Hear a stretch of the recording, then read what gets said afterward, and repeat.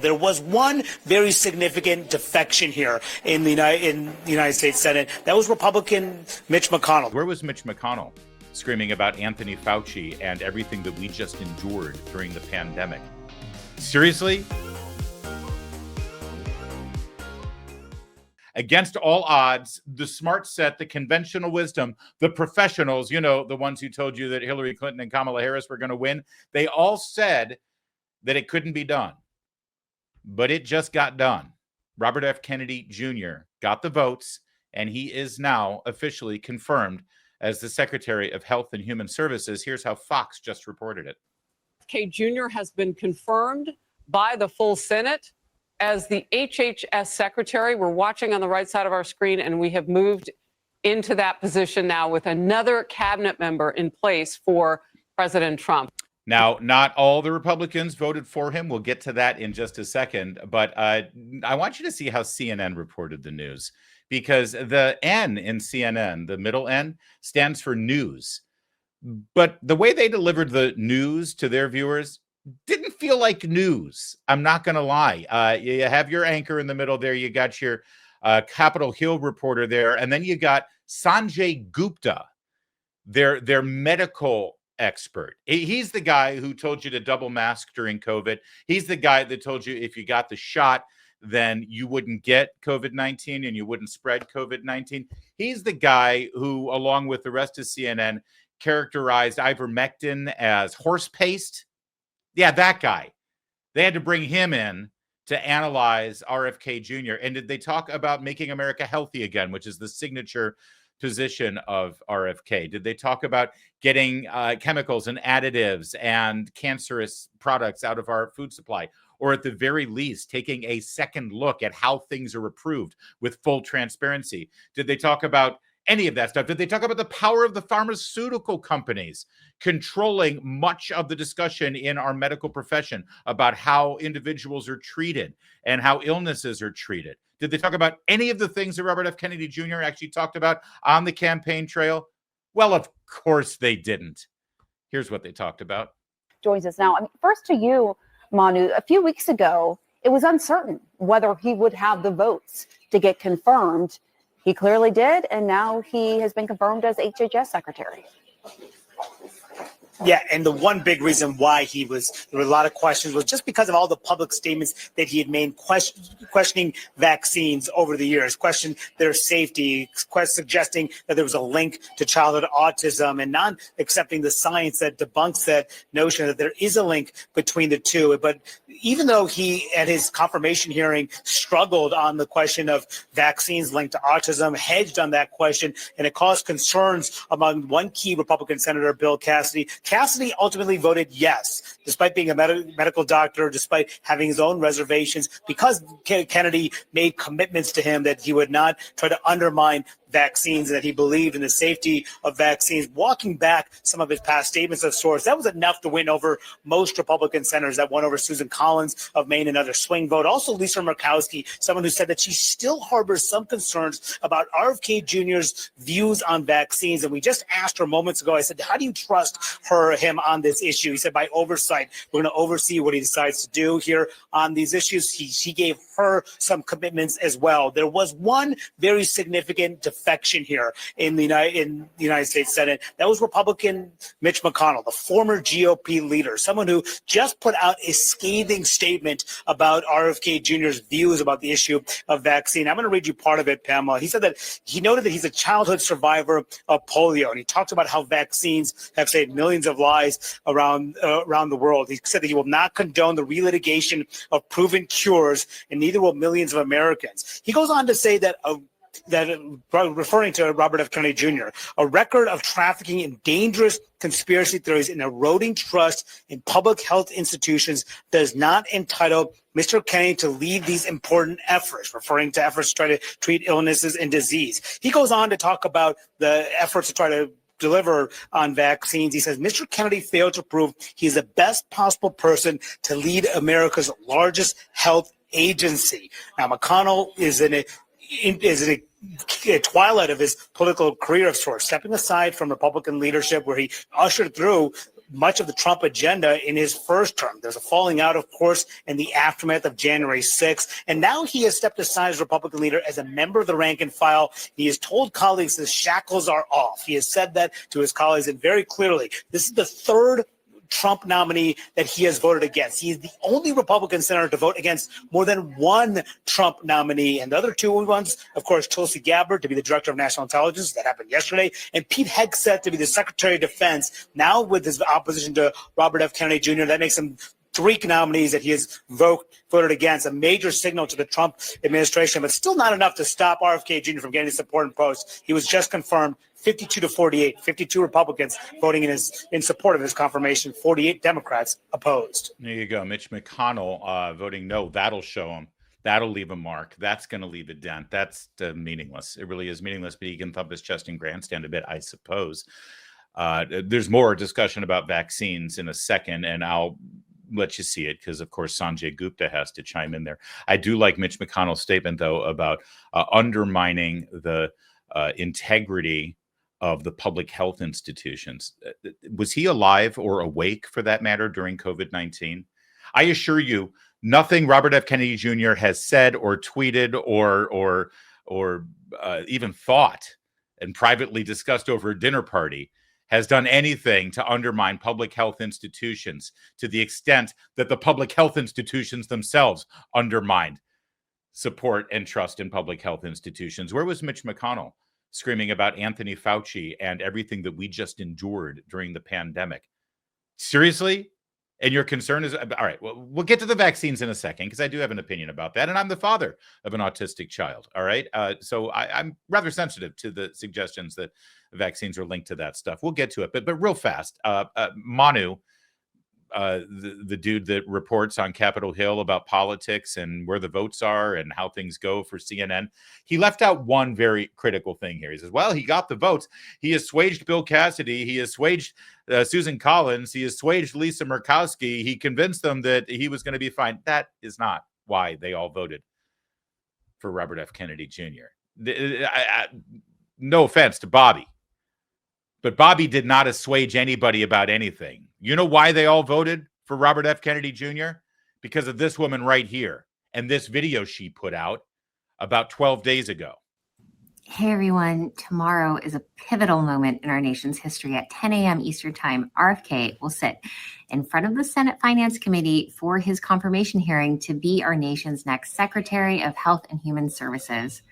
I urge everyone to call their U.S. senators over the following days and demand they vote yes on Bobby's nomination. He is more than qualified. He's proven, principled, and prepared to lead. I'll share a list below of key senators. If they represent your state, they need to hear from you. If they don't, please call your own senator and ask them to vote yes. We need as many votes as we can get. This hasn't been widely reported, but in 2020, I cut large checks to Chuck Schumer to help Democrats flip 2 Senate seats in Georgia from red to blue. The 2 candidates I helped elect, Senator Raphael Warnock and Senator John Ossoff, please know I will be watching your votes very closely. I will make it my personal mission that you lose your seats in the Senate if you vote against the future health of America's children. That's it right there. Nicole Shanahan, worth about $1 billion, and incredibly telegenic, a good communicator, and somebody who can rally some significant troops behind her, said that she will make it her personal mission that senators who are in vulnerable seats will lose re-election, whether in a primary or in a general election, if they oppose Bobby Kennedy. That's why they flipped. And Mitch McConnell, well, he's not running again. You heard it here first. I'm going to go out on a limb. I rarely make predictions. Mitch McConnell is playing out his final term in the Senate for a couple of reasons. Number one, he doesn't want to run again if he's not going to be the leader. It's hard to be a backbencher after you've been a leader, and he's not a megalomaniac like Nancy Pelosi is. That's number one. Number two, he's in very ill health. You should pray for Mitch McConnell. Let him enjoy the rest of his days in his beloved bluegrass state of Kentucky and not get his hands dirty and be bothered by the petty nature of Washington, D.C. politics. He deserves to go enjoy the rest of his days in peace and quiet. He's not running for re-election, so he doesn't care about opposing Nicole Shanahan. Those other senators, oh yeah, they voted the way they did because they're terrified. That's why. Back to CNN And their primary focus here, again, imagine you're a CNN viewer and you're looking for news and analysis about your new Health and Human Services Secretary. What have you heard so far? Well, so far, you've just heard a statement by Mitch McConnell, one Republican who voted no, literally meaningless. And then you heard an entire analysis shot through the prism of, well, they don't like what he said about vaccines. Okay, well, now let's move to our medical professional, our expert, Sanjay Gupta. What do you say, Sanjay? 47 bring you Democrats and Mitch McConnell opposed. All right, there you go. Sanjay Gupta, to bring you in, what kind of an impact could RFK Jr. have as HHS Secretary on certain health issues, including vaccines? Well, I think there was two prevailing themes. One was the theme of, making America healthy again, which had pretty broad support. Frankly, had a lot of echoes of what we've heard in the past from like the Let's Move campaign from Michelle Obama, for example. But that, that had broad support trying to make people healthier. We spend a lot of money on healthcare. We don't see enough in return for those dollars. I think this issue of vaccines was the linchpin. And, we got a sense of it, during the confirmation hearings of where this was headed, especially after Senator Bill Cassidy came out and voted for him in that procedural vote, but also said, a couple of things. He said, as you can see on the screen there, after speaking with Kennedy, he said that there was assurances that he was going to work within the current approval and safety monitoring systems. He was going to maintain something that we reported a lot on, what is something called ACIP. That's an advisory group on vaccines, and also the language even on the CDC's website. It would continue to say that vaccines don't cause autism. Now, these were assurances that Kennedy gave to Cassidy. They're not enforceable. We'll have to sort of see how that plays out. So I guess the answer to your question, Pamela, is we will see. I mean, I think there's a lot of things that he wants to do with regard to disrupting the things that would make America healthy again. With vaccines, if I had to sort of predict, I don't think that there would be that much of an impact on the childhood vaccine schedule, for example. And as Manu just pointed out, there's going to be a lot of oversight around that very specifically. Yeah, it's not about news. It's not about reporting what just happened. It's not even about giving analysis. It's fear-mongering.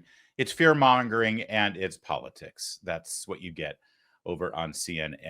Can I just say something real fast about vaccines? And again, I'm not against vaccines. I'm really not. And I know by saying that, I might anger a lot of you. I don't care. That's just my feelings. It's my opinion. But here's what I do know. I'm the father of 4 children. I took them to almost all of their pediatric appointments when they were children, when they were little, when they were babies, when they were toddlers, when they were beginning the schedule of vaccinations that our country puts kids on. And it's a harrowing experience as a parent, by the way, because they come in and they hand you a stack full of paper that's single-spaced, 2 columns, double-sided. Here's all the information you need about these vaccines. There's some precautions there. And while they hand you the piece of paper, the nurse is swabbing up your child's beautiful little thigh to stick the needle in and squeeze the venom into their leg. And that's supposed to be informed consent? Here, you've got 30 seconds before I jab it in. And then your only other option is to say, whoa, whoa, whoa, I'm supposed to look through all this paperwork about the precautions and the potential side effects of this vaccine, and you're about to administer it. How about I take my child, I take this paperwork, I do some research, and then I'll come back. And I assure you, if you try that, they will dissuade you, because their goal at these medical facilities is to get your kid vaccinated, period. But by law, they have to hand you this paperwork. I know every other parent has been through this, and something doesn't seem right about that, right? And then when you hear about investigations into these vaccines and research into the vaccines, and the fact of the matter is, they are not researched and tested and approved in the same way that, say, pharmaceutical drugs are when they're put over the counter or they're prescribed for you. Why is that? Since these things are all mandatory, you would think that it would go through more rigorous training. And one last thing. Vaccines may be completely 100% safe, but I assure you that the schedule that they are on, that requires scrutiny. I know this personally for a fact. First of all, I know someone in my life, not my child, but someone within my next step immediate family who had vaccine damage, diagnosed as vaccine damage, because their estranged father who was estranged from their mother, had the child one day. The mother chose not to vaccinate the child, which, by the way, is every parent's right. And the father demanded that the kid get vaccinated. So he took the kid in and demanded all vaccines all at once, not spaced out, not scheduled, all of them. And that poor child has been damaged and has severe issues right now. She's now 19, 20 years old, I believe. Excuse me. One other personal story about vaccine schedules. My oldest child has cerebral palsy. When she was born, she had a traumatic episode in her brain. It was diagnosed within a week. She had seizures, and she currently now still has some physical repercussions from it. She doesn't have full use of her right hand, and she has muscle tone in her right leg. She walks with a limp. It's classic cerebral palsy. It's very common, actually. But the point is, had nothing to do with the vaccines, of course. It was a incident that happened at birth. But when we took her for her vaccine schedule, her pediatrician said, you know what, because of her history and the stuff that happened with her brain and the stroke that she had when she was in the middle of birth, we're going to do a different schedule of vaccines for her, and we're going to spread them out even more than we normally would, just in case, so we can see how she reacts to the vaccines, and so how we can monitor whatever sort of reactions there are. And I asked my pediatrician at the time, and this was 21 years ago. I asked my pediatrician at the time, so it's safer to spread out these vaccines more than they're already scheduled? And the pediatrician says, oh, yeah. It's much safer to spread them out so you can see if there are any effects from one vaccine or the other. And when you start loading a bunch of vaccines all at once, like the schedule is right now, you have a higher risk of there being some sort of repercussion. And I said, well, then why don't we just do that for all children? If it's safer to spread out these vaccines, why don't you do that for all children? And my doctor said, and I've researched this and I've checked this out, and I suggest you do the same thing. My doctor said, well, that would be the best thing for children. However, they've set the schedule the way they have because the fact is not all parents are as responsible as you guys are, and you will not bring your kid back on a more regular basis to get those vaccines. So the philosophy is when you've got the kid in the examination room at a certain age, you give them as many vaccines as we possibly can, because the greater good is preventing the spread of these diseases versus what potential damage you could do to the child. Now, that is my experience. That's what I learned through this process as the father of 4 children. And I invite you to research the whole thing. The reason that I lay it out there for you is you never hear any of that on these cable news stations. Ever. What I just told you, you'll never hear. And why? Well, because probably after this segment, they go to commercial break, and CNN is brought to you by Pfizer or whatever other pharmaceutical company you want to say. And I'm sorry, those are the facts. I want to remind you what kind of questioning Robert F. Kennedy Jr. had to endure from none other than the senator from Vermont, the socialist Bernie Sanders, who right up until about, maybe a minute and a half ago, was probably politically aligned with RFK Jr. in every possible way. I'm going to make America healthier than other countries in the world right now. Will you guarantee do what every other major country does? That's a simple question. And by the way, Bernie, the problem of corruption is not just in the federal agencies, it's in Congress too. Almost all the members of this panel are accepting, including yourself, are accepting millions of dollars from the pharmaceutical industry. Oh, no, and protecting their interests. Oh, I thought that would, no. I ran for president like you. I got millions and millions of contributions. They did not come from the executives, not one nickel of PAC money from the pharmaceutical industry. They came from workers. In 2020, you were the single largest because I had pharmaceutical money from workers all over this country. Workers, you were the not a nickel from corporate. Bernie, you were the single largest acceptor of pharmaceutical dollars. No, from workers in 1.5 million. Yeah, out of 200 million. All right, but you have not answered. Last question. Yeah, oh boy. And by the way, it got even worse when Elizabeth Warren from Massachusetts decided to tangle with RFK Jr. you financially down the line. I'll comply with all the ethical guidelines. That's not the question. You have said You're asking me, Senator, you're asking me not to sue vaccine pharmaceutical companies. Yeah, you are. That's exactly what you're doing. No, look, no one should be fooled here.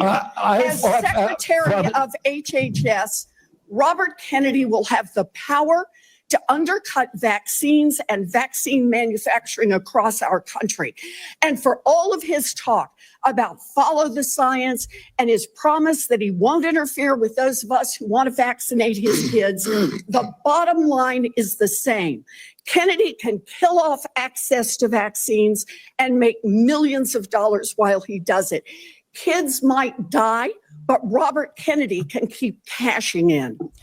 Senator, I support vaccines. I support the childhood schedule.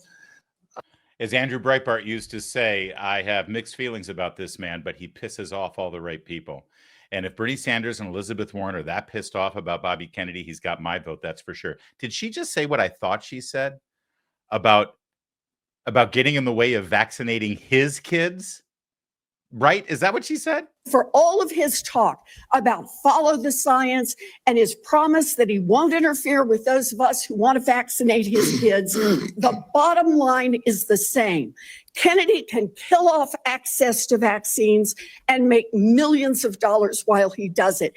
Kids might die, but Robert Kennedy can keep cashing in. Yeah, that's what it sounded like to me too. All right. And then Elizabeth Warren announcing her no vote for Bobby Kennedy. Right now, millions of Americans are sitting down for dinner with their kids. And I hope we just think for a minute about what RFK Jr.'s plans would mean for them. Will their teeth decay because Kennedy took fluoride out of the water based on some conspiracy theory? Will they have to worry about getting measles at school because Kennedy is spreading anti-vax conspiracies on government letterhead?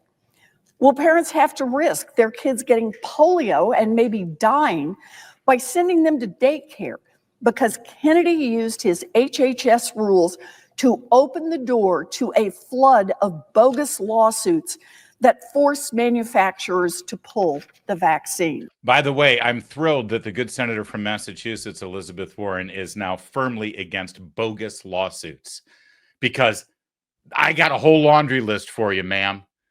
And let's go. We can partner up on this. Oh, I'm sorry. Is it only one certain kind of bogus lawsuit that you're concerned about? Okay. Listen, Democrats are really upset about RFK Jr. being the Secretary of Health and Human Services. They think it's an outrage. They think it's horrible. They think it's dangerous. They think it's going to be the downfall of health in America, even though he's actually pledged to make America healthy again. But I just want to remind all my friends who are Democrats right now, who are having all the sads today, where this all began. How did this happen? How did we get here today on the 13th day of February, 2025, when Robert F. Kennedy Jr. is now the confirmed Secretary of Health and Human Services for Republican Donald Trump, the 47th president of the United States? It all began right here, mid-August, when that man, Robert Kennedy Jr., explained exactly why he was endorsing Trump. I'm sorry to keep everybody waiting. 16 months ago, in April of 2023, I launched my campaign for President of the United States.